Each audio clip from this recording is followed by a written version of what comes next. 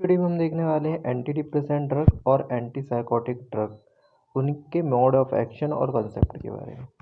सबसे पहले हम देखते हैं anti depressant drug. Anti depressant drug को हम सबसे पहले टू टाइप में देखेंगे, टिपिकल और एटिपिकल।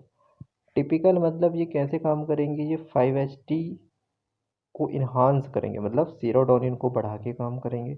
वहीं जो एटिपिकल है वो अदर मोड ऑफ एक्शन के द्वारा काम करेंगे।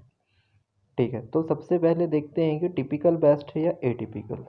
तो टिपिकल में देखेंगे तो एक आता है ट्राईसाइक्लिक एंटी डिप्रेसेंट, जिसमें SNRI और SSRI आता है। तो इसके बहुत ज़्यादा साइड इफ़ेक्ट होते हैं। बाकी ये सीवियर डिप्रेशन को तो कम करता है, बट इसके साइड इफ़ेक्ट हैं, इसलिए इसको ज़्यादातर नहीं देते, बहुत कम यूज करते हैं। ठीक है, दूसरा जो ड्रग आता है SNRI।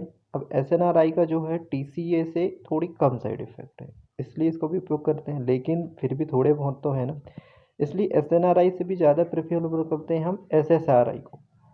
SSRI को करते हैं, इसके बहुत ही कम साइड इफ़ेक्ट हैं, और क्योंकि इसमें नॉर एड्रेनालिन नहीं है तो ये हार्ट से रिलेटेड दिक्कत भी नहीं करेगा।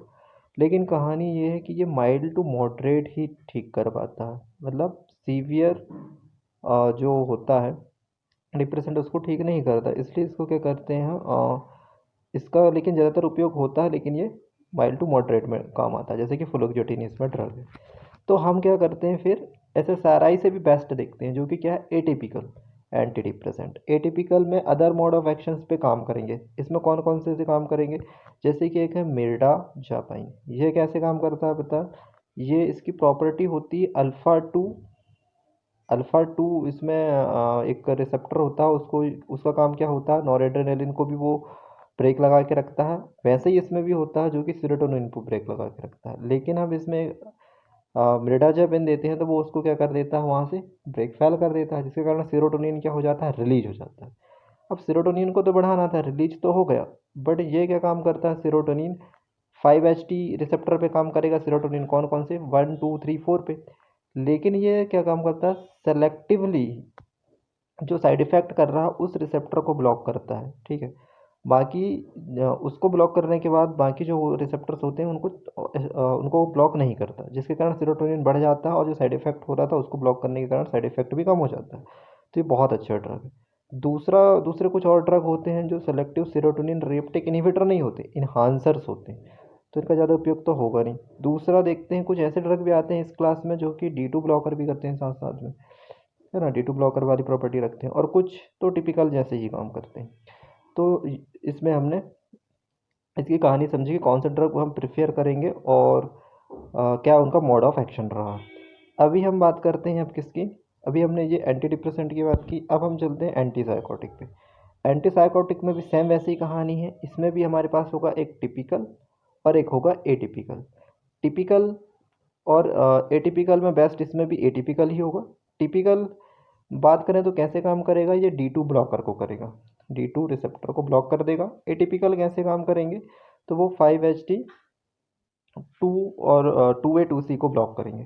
ठीक है, अब देखते हैं कि टिपिकल में क्या दिक्कत है। टिपिकल में क्या होता है कि ये पॉजिटिव सिम्टम्स को ही ट्रीट कर पाते हैं। तो सीजोफ्रेनिया या एंटी साइकोटिक या न्यूरोलेप्टिक ड्रग की बात करें, ठीक है, तो उसमें क्या होता है कि पॉजिटिव सिम्टम्स और नेगेटिव सिम्टम्स होते हैं। कोई भी साइकोसिस पर्सन है तो अगर पॉजिटिव सिम्टम्स होंगे तो वो क्या होगा, आक्रामक हो जाएगा, बहुत ज़्यादा तोड़ फोड़ करेगा। और नेगेटिव सिम्टम्स मतलब बिल्कुल शांत सा है, उसका मूड मतलब अलग प्रकार सा, जैसे बोल सकते हैं ना अपन, अलग टाइप से है ना, तो ये उससे अलग है।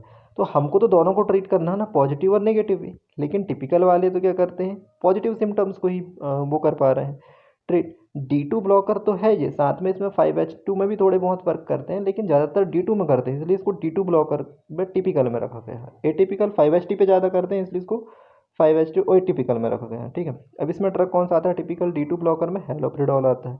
लेकिन इसका हम ज़्यादातर उपयोग इसलिए नहीं करते, ठीक है, पॉजिटिव सिम्टम्स कर रहा है फिर भी देना चाहिए, लेकिन फिर भी बहुत ही कम देते हैं, क्योंकि इसमें EPS साइड इफेक्ट होते हैं, मतलब एक्स्ट्रा पिरामिडल सिम्टम्स, जिसमें डिस्टोनिया, एक्थेसिया, पार्किंसन जैसे और भी बहुत सारी दिक्कतें इसमें आती हैं। तो हम कौन सा चुनेंगे, एटिपिकल। अब एटिपिकल की बात करें तो ये 5-HT 2 2C को क्या कर देता है, ब्लॉक। अब ब्लॉक करने से क्या होगा, ड्रग कौन सा है, क्लोजापाइन। क्लोजापाइन जब इसको ब्लॉक कर देगा तो भाई जो सेरोटोनिन है का रिसेप्टर है ये वाला, ये ब्लॉक हो जाने से क्या हो जाएगा, जो ग्लूटामेट रिलीज नहीं हो पा रहा था वो रिलीज हो जाएगा। अब वो रिलीज हो जाएगा तो एएमपी रिसेप्टर एक्टिवेट हो जाएगा और उसके द्वारा क्या हो जाएगा, सोडियम एंटर होगा और जो नेगेटिव सिम्टम्स आ रहे हैं वो ब्लॉक हो जाएंगे। ठीक है, तो ये इस टाइप से काम कर रहा है। साथ में ये पॉजिटिव सिम्टम्स को भी कम कर रहा है। तो पॉजिटिव और नेगेटिव दोनों सिम्टम्स को काम कर रहा है, ये तो हम चाह रहे थे। दूसरा, एक्स्ट्रा पिरामिडल सिम्टम्स नहीं आ रहे हैं, ये भी हम चाह रहे थे। ठीक है, और एटिपिकल क्यों बोल रहे हैं, क्योंकि ये अदर मैकेनिज्म से काम कर रहा है। तो इस प्रकार से ये काम करेगा। अब बात करते हैं कि इसके साइड इफेक्ट क्या है। तो इसके थोड़ी अलग साइड इफेक्ट है, जैसे कि इसमें क्या करेगा ये